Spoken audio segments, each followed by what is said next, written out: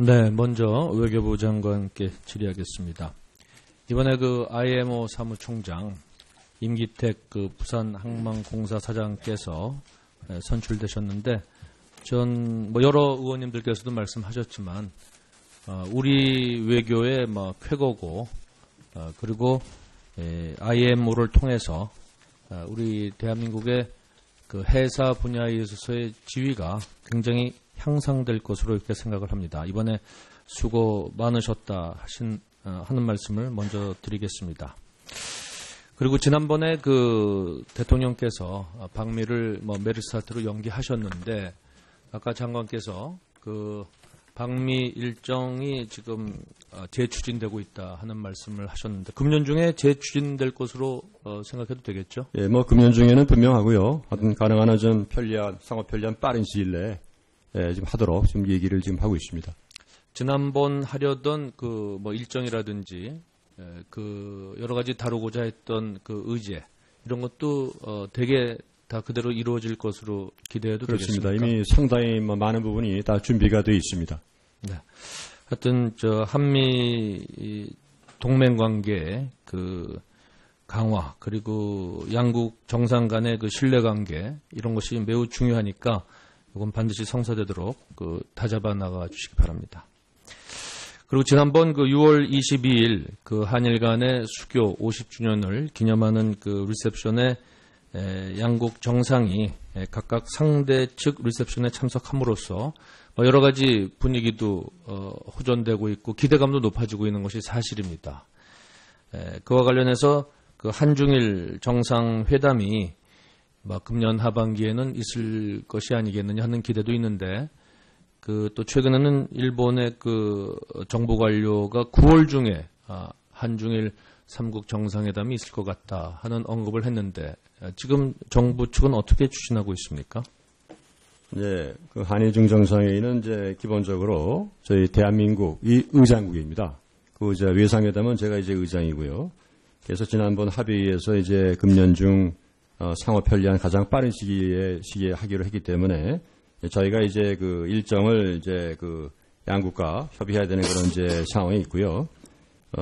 이런 이제 한일중 정상회의가 이루어진다면은 결국은 이것은 원래 소다자 협력이긴 합니다만은 일중 관계라든가 한일 관계 측면에서도 상당히 의미가 있는 그런 정상회담이 되지 않겠는가 이렇게 보고 있습니다. 저희로서는 한일 관계 개선도 중요하고 일중 관계 개선도 적극적으로 지지한다는 차원에서 이 문제에 임하고 있습니다.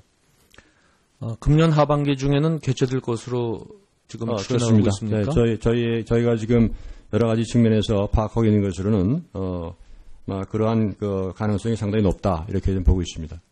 일본 측 설명에 의하면 중국 측의 입장이 관건이다 하는데, 중국 측 반응은 어떻습니까? 물론 중국 측의 입장에서는 저희 못지않게 역사 문제에 대한 생각이 있기 때문에, 예를 들면은 8월 중 이제 아베 총리 담화의 그런 내용이 어느 정도 이제 제대로 나올 것인지에 대한 관심이 많이 있습니다. 그럼 8월 중으로 나올 것으로 예상되는 아베 총리의 종전 70주년 담화가 이러한 3국 정상회담 개최에 영향을 미칠 수 있다 이렇게 보고 있습니까? 그것은 지금 그것이 전제 조건이다 아니다라고 지금 말씀드리기에는 좀 아직은 이르고요. 그럼 다만 하여튼 그러한 이제 방향으로 나가기 위해서도 일본 정부가 이러한 주변국들의 이런 우려나 관심사에 부응하는 것이 중요하다. 이런 차원에서 보시면 좋을 것 같습니다. 지난번 장관께서 일본에 가셨을 때 종전 70주년 담화에 분명한 역사 인식이 표명되어야 한다 하는 입장을 전달하신 것으로 알고 있는데, 문안 교섭은 하지 않고 있죠? 기본적으로 이제 이 문제는 일본 측 스스로가 과거에 전임 총리들이 밝혔던 것 같은 맥락에서 스스로 이게 전향적인 메시지를 발신하는 것이 제일 바람직하다고 보고 있습니다. 또 그것이 국제사회로부터 평가받는 가장 주된 하나 그런 것이 될 것으로 봅니다. 네, 이건 기본적으로 하여튼 일측이 판단해서 발표하고 우리는 그것을 평가한다 하는 그런 기본적 입장을 견지하는 것이 필요하다고 봅니다. 한중일 3국 정상회담이 개최가 되면 당연히 한일 정상회담도 개최될 것으로 기대하고 있는데, 그렇게 이해해도 되겠습니까?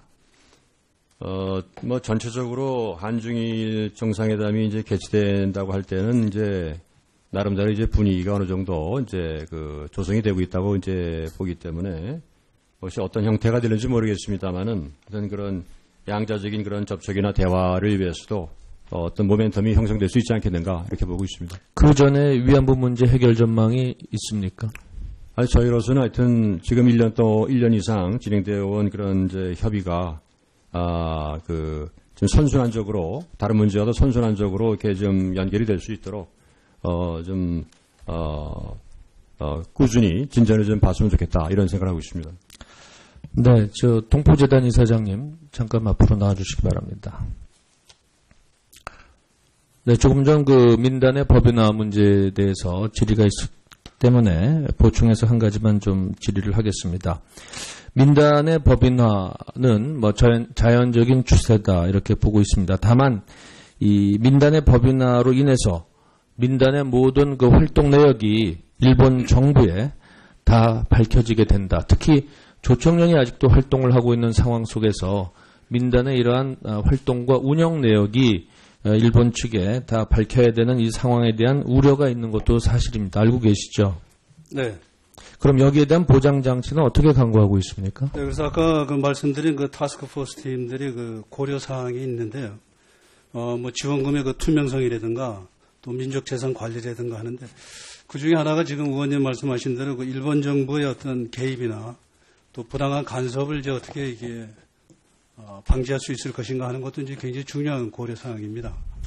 네. 그래서 아까 말씀드린 대로 그 비영리 일반 사단법인은 이런 그 일본 정부로부터의 어떤 간섭 또 개입의 수문을 열지 않는 어떤 최소한의 장치가 보장된 그런 그 법인으로서 그 정관을 지금 만들고 있는 걸로 알고 있습니다. 네, 그 점에 대해서 좀 각별히 신경 써서 보장 방안이 강구되는 그러한 범주 하에서 법안 추진이 이루어지기를 바라겠습니다. 네, 유념하겠습니다. 네, 들어가 주시기 바랍니다. 통일부 장관께 질의하겠습니다. 네. 그 북한의 최근 동향을 보면은 5월 초에 SLBM 사출 발사 실험을 하고 또 우리 서울에 UN 북한인권사무소가 개설되는 데 대해서 뭐 무자비한 뭐 응징을 가하겠다 이런 얘기를 하다가 또 지난번 6월 15일에는 공화국 정부 성명을 통해서 뭐 대화 용의가 있다 이렇게 또 얘기를 했어요. 근데 또 이어서 광주 유니버시아대의 불참을 통보를 하고 또 우리 억류된 국민에 대해서 무기징역을 선고하고 어떻게 보면 굉장히 그 예측 불가능한 이런 행태를 보이고 있는데 이러한 북한의 행태가 어떤 그 뭐 일정한 전략에 의해서라고 보시는지 아니면 북한의 내부 정세의 불안정성 특히 김정은의 통치 기반이 좀 확실치 않다 하는 차원에서 보고 계시는지 현재 북한 정세에 대한 평가를 좀 간단히 언급해 주시기 바랍니다. 예, 지금 의원님께서 말씀하셨듯이 지금 대남 동향을 보면은 두 가지 상반된 그런 그 움직임이 같이 보이고 있습니다. 그리고 그 이유가 무엇인지 예단해서 제가 말씀드리기는 좀 어려운 측면이 있고 정말 사실 굉장히 예측이 불가능하기 때문에 어떻게 정확한 이유를 말씀드리기는 어려운 것이 사실입니다. 다만 정부도 계속 그 사태 그 추이를 쭉 지켜보면서 가능한 한 그 대응을 계속해서 하기 위해서 노력을 하고 있습니다. 그래서 아마 두 가지 측면, 말씀하신 두 가지 측면이 다 있을 수는 있다고 생각은 되지만 어느 한쪽으로 이렇게 단정지어서 말씀드리기는 어려운 상황이 아닌가 이렇게 생각이 듭니다. 네, 또 최근에 그 국방장관께서 10월경에 북한의 어떤 전략적 수준의 도발이 있을 가능성이 있다고까지 언급을 했으니까 지금 이 북한의 앞으로의 태도에 대해서 우리가 굉장히 좀 신경을 많이 써야 될 것 같다고 생각을 합니다. 좀 각별히 유의해 주시고요. 예, 알겠습니다. 그 한편으로 북한이 최근에 저희의 그 인도적 지원도 거부를 하고 올해 가뭄이 심해서 쌀 작황도 만만치 않을 거다 이렇게 보고 있는데 또 한편으로 보면은 개성공단의 근로자들이 쌀밥 도시락을 그전에는 옥수수 도시락을 많이 싸우다가 쌀밥 도시락을 많이 싸운다 이런 얘기도 그 업주들 편에서 들리고 있어요. 현재 우리가 보는 북한의 식량 사정 그리고 앞으로의 그 남북 관계가 풀릴 경우에 비료라든지 식량 지원 가능성에 대해서는 어떻게 보고 계신지 간략하게 답변해 주시기 바랍니다.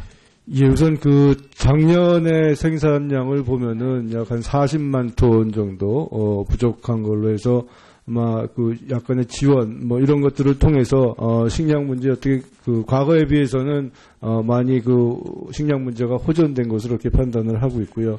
올해의 경우는 앞서서 좀 그 보고를 드렸습니다만은 지금 가뭄 상황이 있고 다만 이 가뭄 상황이 지금 장마철과 겹치면서 아직은 그 확실한 판단을 내리기는 어려운 상황이기 때문에 그 상황을 좀 지켜보고 있습니다. 다만 작년에는 가뭄이 있었지만 그래도 그 추후에 좀 내린 비로 인해서 어느 정도 그 커버가 되었는데 올해는 그것이 지금 누적된 상황이기 때문에 영향은 더 크지 않을까 이렇게 보고 있고요. 또 다른 한편은 지금 북한의 뭐 장마당이라든지 포존재 이런 걸로 인해서 개인적으로 또 생산하는 부분들이 있어서 식량 문제는 뭐 과거에 비해서는 좀 호전된 것이 아닌가. 물론 평양 외의 지역은 아직도 어려운 점이 많다라는 그런 관측도 있습니다. 그래서 그런 점들은 계속 그 예의주시를 하고 있습니다. 네, 이상 마치겠습니다. 네, 심윤조 위원님 수고하셨습니다. 다음은 최재천 위원님 질의해 주십시오.